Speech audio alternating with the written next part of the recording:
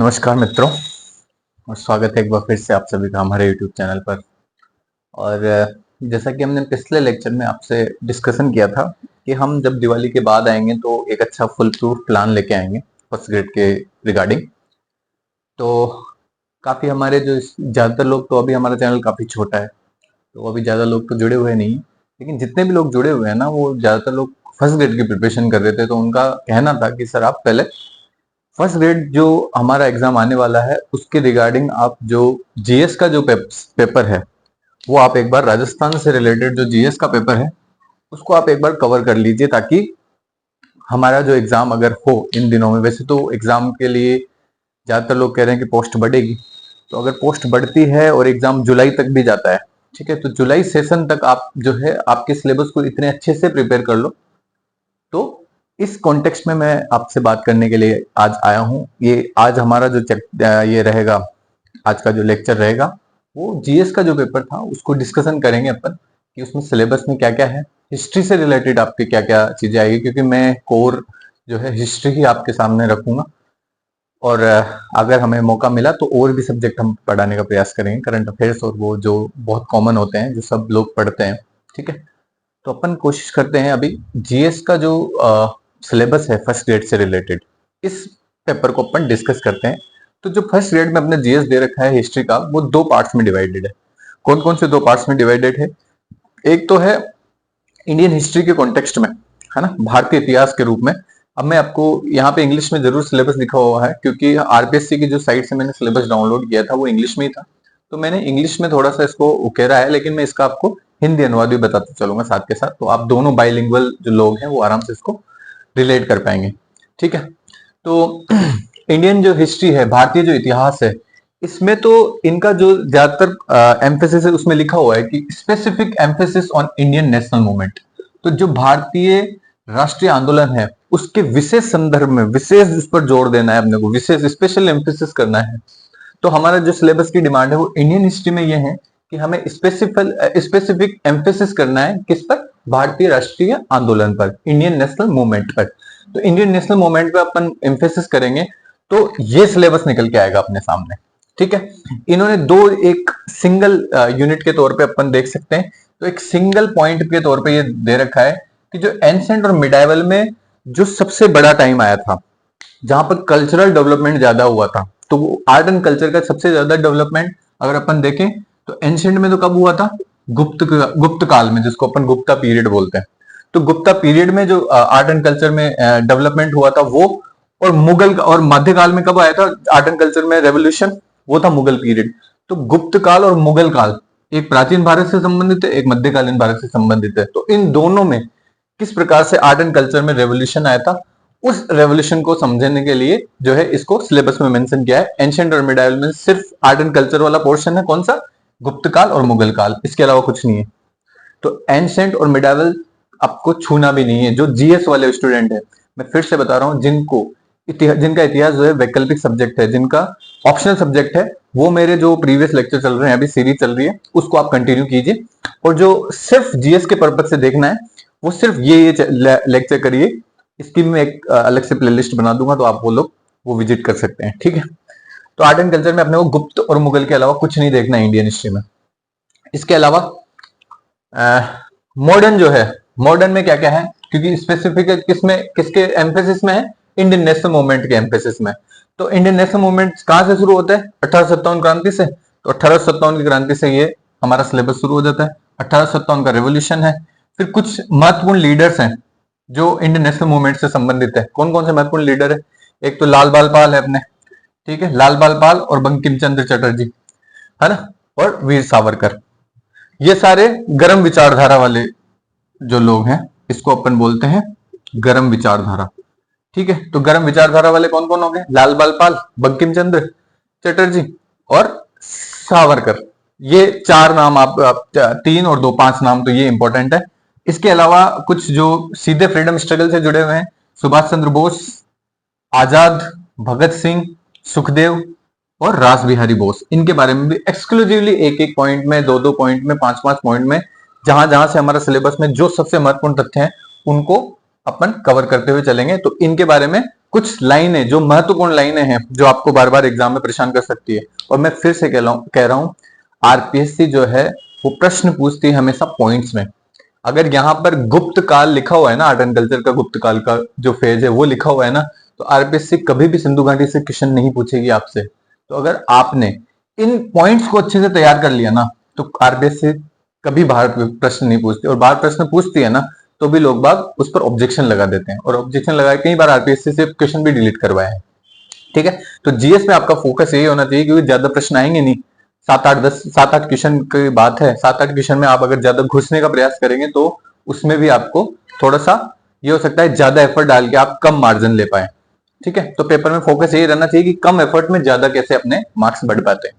तो इसके लिए अपन क्या करेंगे, तो गरम दल के जो नेता हैं उनके लीडर्स के बारे में अपन को देखना है। तो ये लीडर्स जो इंडियन नेशनल मूवमेंट के हैं, ये सारे लीडर्स अपन कवर करते हुए चलेंगे। फिर एक जो भारतीय जो पुनर्जागरण है, जिसको अपन भारतीय पुनर्जागरण कहते हैं, तो भारतीय पुनर्जागरण के बारे में अपन अध्ययन करेंगे। भारतीय पुनर्जागरण में राजा राम मोहन राय से लेके दयानंद सरस्वती से लेके विवेकानंद जी तक 3 ही नाम दे रखे। इन्हीं तीनों नामों के इर्द गिर्द अपन पूरा रहना सा देख लेंगे। और इंडियन नेशनल मूवमेंट में गांधी जी के जो नेतृत्व में कौन सा क्या क्या हुआ था इंडियन नेशनल मूवमेंट में, वो चीज भी अपन को कवर करनी है। और पटेल भी है ना, नेहरू भी है, मौलाना आजाद भी है, और बी आर अम्बेडकर भी है। तो अपने कुल मिला के 5 तो ये हो गए। ठीक है, और ये 3, 2, 5, 6, 5 लोग ये हो गए, सॉरी 6 नहीं है, 5, 5, 10 और 3, 2, 5, 5, 15 लीडर के आप 15 पेज मान लो। ठीक है, तो 15 पेज में आपको इंडियन हिस्ट्री के 2-3 क्वेश्चन आपको 15 पेज में से मिल जाएंगे आराम से। 2 क्वेश्चन तो डेफिनेटली मिलने ही चाहिए, 2। और अगर 1857 का क्रांति के अगर अपन 5 पेज इसके मान लेते हैं, और इन दोनों को मिला के अपन 5 से 8 पेज ये मान लेते हैं, तो मतलब इंडियन हिस्ट्री को आपको लगभग ज्यादा पेज कवर नहीं करने, आपको 10, 15, 20, 25 और रहना सके 3 पेज ये मानो, तो 30 पेज में इंडियन हिस्ट्री आपकी कवर हो जाएगी पूरी। 30 पेज की इंडियन हिस्ट्री के लिए आप ज्यादा मैटर उठाने की चेष्टा बिल्कुल भी मत करिए, मैं आपको पहले ही समझा दे रहा हूं। 30 पेज में आपका जब बहुत अच्छे से काम हो रहा है ना, इंडियन हिस्ट्री के 30 पेज आप ये कर लीजिए, क्योंकि क्वेश्चन तो आपको क्या है, इंडियन हिस्ट्री से 2 या 3 क्वेश्चन मिलेंगे, है ना। 3 क्वेश्चन के लिए 30 पेज पढ़ना मैं सार्थक मानता हूं उस चीज को। और आप अगर पूरा इंडियन हिस्ट्री उठा के पूरा पढ़ने लग जाएंगे A to Z, तो वो भी आपको काम नहीं करेगा। मैं जीएस की बात कर रहा हूं, ठीक है, वो आपको काम नहीं करेगा। फिर 30 पेज अपन इसमें देख लेंगे। अब अपने को, क्योंकि राजस्थान का मैटर ज्यादा है इसमें और क्वेश्चन भी ज्यादातर राजस्थान से पूछे जाते हैं, अगर 8 क्वेश्चन आएंगे इंडियन हिस्ट्री अपने हिस्ट्री के, तो लगभग 3 क्वेश्चन तो यहां से आएंगे, और रेस्ट जो 5 क्वेश्चन है, 5 क्वेश्चन अपने को राजस्थान हिस्ट्री से मिल जाएंगे, तो मैटर भी ज्यादा हो जाएगा उस अनुपात में। ठीक है, तो अपन देखेंगे राजस्थान हिस्ट्री से ज्यादातर प्रश्न अपन ने डिवाइड कर लिया है, उन्होंने सिलेबस को डिवाइड कर रखा है। एंशिएंट कल्चर एंड सिविलाइजेशन से क्वेश्चन आते हैं। अच्छा, मैं ये फिर से आपको बता देना चाह रहा हूं कि जैसे अगर उसने लिखा हुआ है एंशिएंट कल्चर एंड सिविलाइजेशन, और ज्यादातर कंडीशन यही होती है कि इन 4 सभ्यताओं में से ही प्रश्न बनेगा, 5वां कोई प्रश्न नहीं आएगा। ये आप हमेशा देख लेना, राजस्थान में किसी भी सिलेबस के जीएस पोर्शन को उठा के देखना। मैं स्पेसिफिक अगर वैकल्पिक विषय है उसकी बात नहीं करता, जीएस पोर्शन की बात कर रहा हूं। तो जीएस पोर्शन में हमेशा ज्यादातर वो पूछता है ना एग्जामिनर, तो वो इन्हीं के इर्द गिर्द पूछेगा। तो अगर कालीबंगा से प्रश्न पूछेगा, या आहट से प्रश्न पूछेगा, या गणेश्वर से प्रश्न पूछेगा, या बैराट से प्रश्न पूछेगा। अगर आप फालतू का सिविलाइजेशन और कल्चर में और एडवांस चीजें पढ़ते जा रहे हो ना, तो उसका मेरे को लगता है ज्यादा लाभ आपको हो नहीं पाएगा। ठीक है, हो सकता है एक आध क्वेश्चन इधर उधर से बैठ जाए ना, वो बहुत रेयर कंडीशन में होता है। तो आप ये आपका टारगेट ये रखिए कि अगर 8 प्रश्न आ रहे हैं, अगर कोई आदमी हिस्ट्री जिसका ऑप्शनल हिस्ट्री है ना, तो मैं फिर 8 के 8 प्रश्न सोचता हूं कि उसको आने चाहिए। लेकिन अगर कोई बंदा किसी दूसरे सब्जेक्ट का है, मैथ्स का है, फिजिक्स का है, केमिस्ट्री का है, या दूसरे और जो भी संबंधित विषय हैं उनसे है, तो 8 में से उसका टारगेट ये होना चाहिए कि मैं 6-7 प्रश्न यहां से ठीक करूं। और 6-7 प्रश्न ठीक करने के लिए उसको यही प्रयास करना चाहिए कि 30 पेज तो मैं इंडियन हिस्ट्री के पढ़ लूं, और 40-50 पेज में अपना राजस्थान हिस्ट्री के पढ़ लूं। इससे ज्यादा फिर होगा तो फिर वो लंबा पड़ जाएगा आपके लिए। ठीक है, तो और उन्हीं को बार बार रिवीजन मोड में लेके आना है। और प्रश्न मेरा जहां तक अनुमान है 6-7 प्रश्न आराम से आपके बैठ जाएंगे, अगर वो 80 पेज जो आप तैयार करके जाओ इंडिया हिस्ट्री का पूरा, वो 80 पेज जो है बहुत अच्छा मैटर आप तैयार करके लेके जाओ। तो मेरे हिसाब से 6-7 प्रश्न वहां से बैठ जाएंगे आपके, कोई प्रॉब्लम नहीं आएगी इसमें। तो अपन सिविलाइजेशन और कल्चर में अपन सिर्फ कालीबंगा के विषय में देखेंगे, आहार के विषय में देखेंगे, गणेश्वर के विषय में देखेंगे और बैराट के विषय में देखेंगे। ठीक है, इन पर अगर एक एक पेज या आधा आधा पेज जितना भी हो पाएगा अपन प्रयास करेंगे इसको करने का। फिर इसके बाद आता है मिडाइवल टाइम्स में 8 से लेकर 18वीं शताब्दी में, क्योंकि अब मैं आपको फिर से बता दे रहा हूं, ये जो ये वाला जो एरिया है ना, ये वाला एरिया बहुत बड़ा। ठीक है, इसमें प्रश्न आने की संभावना रहती है, 1-2 प्रश्न यहां से बनते हैं।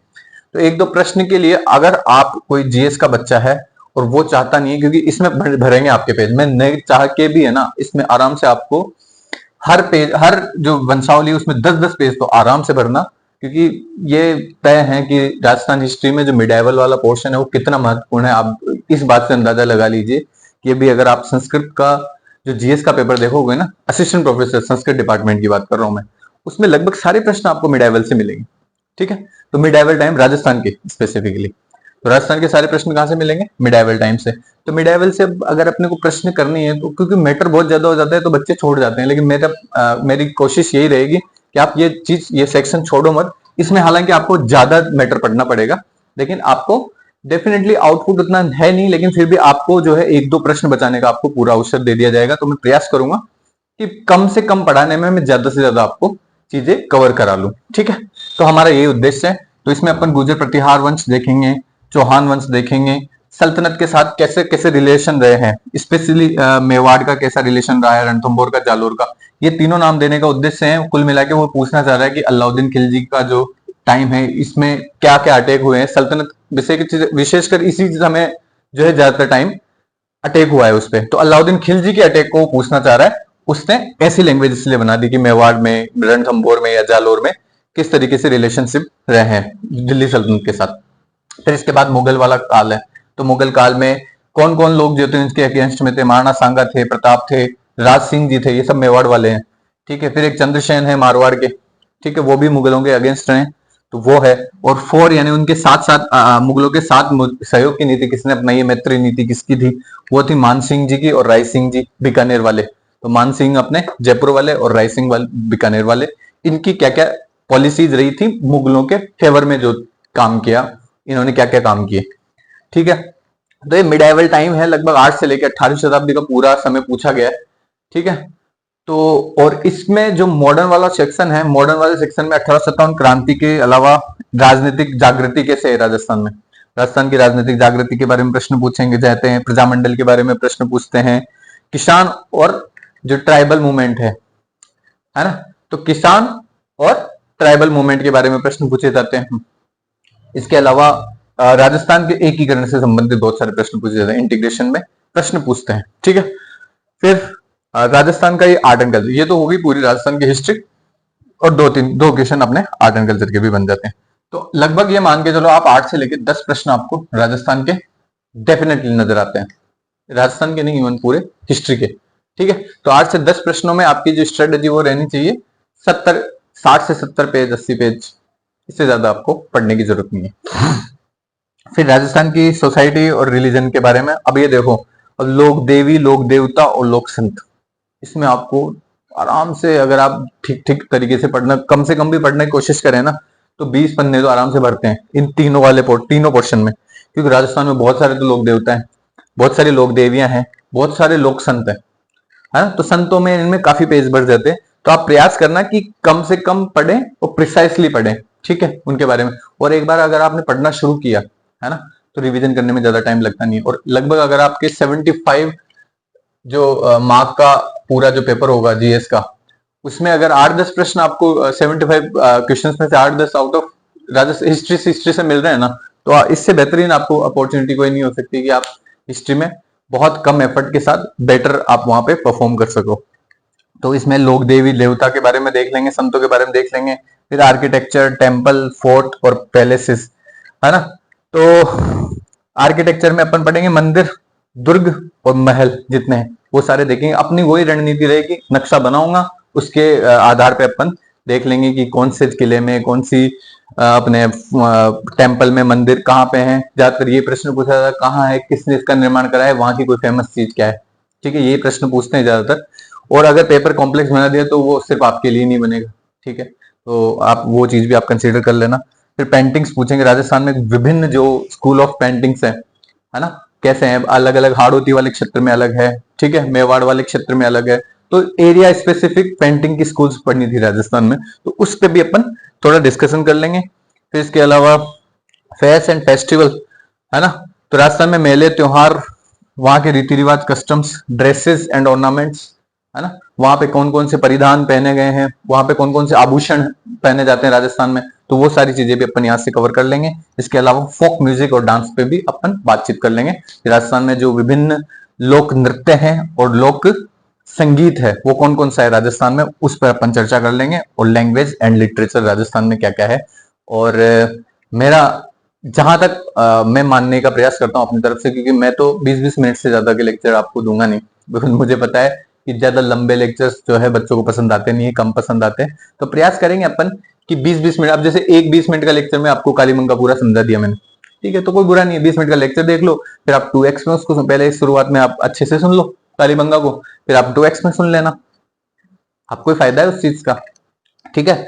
और बाद में अगर नोट्स आपको अच्छा लगे हमारा मैटर, तो नोट्स बना लेना और उन्हीं नोट्स को बार बार खंगालते रहना। मुझे तो, क्योंकि मैं नया हूं अभी इस फील्ड में, टीचिंग वाले फील्ड में भी, तो मुझे लगता है, पर जितना मेरा अनुभव है कंपटीशन एग्जाम्स को लेके, मेरे प्रश्न, मेरे जो पढ़ाए गए मैटर हैं उससे ज्यादा बाहर की चीजें आएगी नहीं आपके एग्जाम में, ये आप मेरे से अश्योरिटी ले सकते हैं, ठीक है। तो आप जो है इसी तरीके से हम प्रयास करते हैं कि ये पूरा जो सिलेबस है, पहले राजस्थान पूरा कवर कर लेंगे अपन, क्योंकि मेरा राजस्थान उधर उस सेक्शन में चल ही रहा है, तो मैं वहां से आपको कोशिश करूंगा कि राजस्थान वाला जो अपना जीएस वाला पोर्शन है उसको थोड़ा सीमित रखें अपन। और जो डिटेल में, जिसको भी डिटेल में, ज्यादा डिटेल में पढ़ना है, तो स्पेसिफिक सब्जेक्ट जो अपना राजस्थान हिस्ट्री का जो चल ही रहा है उस पर आप जाके देख सकते हैं, वो स्क्रॉल कर सकते हैं, आप देख लेना, ठीक है। तो उद्देश्य यही है कि पूरा अपना जीएस वाला जो पोर्शन है फर्स्ट ग्रेड का वो अपन कवर कर ले। और बाकी तो आप लोग सहयोग बनाएंगे तो थोड़ा सा टेक्निकली एनहांस करने का भी प्रयास करेंगे अपन, क्योंकि कब तक, अब ये परंपरा लगभग खत्म हो चुकी है, ब्लैक बोर्ड व्हाइट बोर्ड वाली परंपरा, अब डिजिटल बोर्ड ज्यादा आ रहे हैं मार्केट में। तो प्रयास करेंगे, देखो अगर मुझे लगता है अगर 100-200 बच्चों की अपनी टीम भी बन जाए एक, तो यह है कि मैं डिजिटल बोर्ड का भी प्रयास कर सकता हूँ कि डिजिटल बोर्ड ले आऊं और फिर उस पर अच्छे से पढ़ाऊं, ताकि क्या है, अब मैं 20 मिनट में पहले लिखता हूँ, पूरी मेहनत बहुत ज्यादा हो जाती है ना, लिखता हूँ मैटर, फिर उसको घुमाता हूँ, फिर पढ़ाता हूँ, है ना, तो 20 मिनट में वो इतना ही हो पाता है। 20-25 मिनट का लेक्चर अपना 1-1.5 घंटा वहां पे खा जाता है, और मैं पीडीएफ बना के उसको आराम से आपको 2 मिनट में चला के भी दिखा सकता हूँ, लेकिन उससे कोई सेंस बनता नहीं है, बिकॉज वही है कि आप कनेक्शन तभी फील कर पाओगे जब यहाँ पे टीचर खड़ा होके पढ़ाएगा आपको। बाकी देखते हैं, ये जीएस का सिलेबस है आपका, आप इसको अच्छे से स्क्रीनशॉट ले लेना। और आपको अगर कहीं से समझ में नहीं आए तो मैं हिंदी में भी एक बार इसको एक्सप्लेन कर दूंगा, हिंदी में लिख के एक्सप्लेन कर दूंगा, आप कमेंट सेक्शन में डाल देना, है ना, और अच्छे से और एक बार इस पर डिस्कशन कर लेंगे। सिलेबस अगर आपने समझ लिया ना, तो ये मान के चलो आपने अपनी जो तैयारी है उसका आधा हिस्सा आपने कवर कर लिया, बिकॉज आपके दिमाग में ये क्लैरिटी रहेगी कि अपने को इन 4 सभ्यताओं के अलावा कुछ और नहीं पढ़ना, ठीक है। भले ही कुछ भी आ जाए, कल्चर एंड सिविलाइजेशन आ जाए, लेकिन कालीबंगा, आहार, गणेश और बेराट के अलावा 5वीं चीज नहीं पढ़नी है, ठीक है। तो ये आपको एक्स्ट्रा मार्क्स गेन कर, क्योंकि पढ़ने में इंपॉर्टेंट ये नहीं है कि आप कितना पढ़ते हो, इंपॉर्टेंट ये है कि आप किस चीज को छोड़ना जानते हो। तो अगर आपने छोड़ना अच्छे से सीख लिया और सही चीज को छोड़ दिया, तो आपका पढ़ना आसान हो जाता है, ठीक है। तो आप ये चीजें जो है महत्वपूर्ण चीजें हैं, आप इनको पॉइंट वाइज लिख सकते हैं। और सिलेबस की का जो ऑप्शन है वो मैं आपको डाल दूंगा, पीडीएफ जो सिलेबस की है वो आपको प्रोवाइड करवा दूंगा नीचे डिस्क्रिप्शन में। और बाकी अगर कोई भी समस्या है आप नीचे कमेंट सेक्शन में आराम से लिखिए, मैं खुला छोड़ता हूँ कमेंट सेक्शन, कोई अगर नेगेटिव चीज भी लिखना चाहे तो लिखें, स्वागत है आपका, ठीक है। बाकी नेक्स्ट लेक्चर में मिलते हैं विद अपन राजस्थान की हिस्ट्री पढ़ेंगे शुरुआत में, तो राजस्थान की हिस्ट्री में अपन एंशिएंट कल्चर एंड सिविलाइजेशन पढ़ाएंगे, लेकिन मैं कुछ ज्यादा डिस्कशन करूंगा नहीं, मैं सीधा कालीबंगा, आहार, गणेश और बेराट पढ़ाऊंगा आपको, ठीक है। तो आप इस तरीके से, यही अप्रोच अपनी रहेगी और इसी तरीके से अपन कंटिन्यू करेंगे, ठीक है। नेक्स्ट लेक्चर में मिलते हैं, तब तक के लिए धन्यवाद, आपका दिन शुभ हो।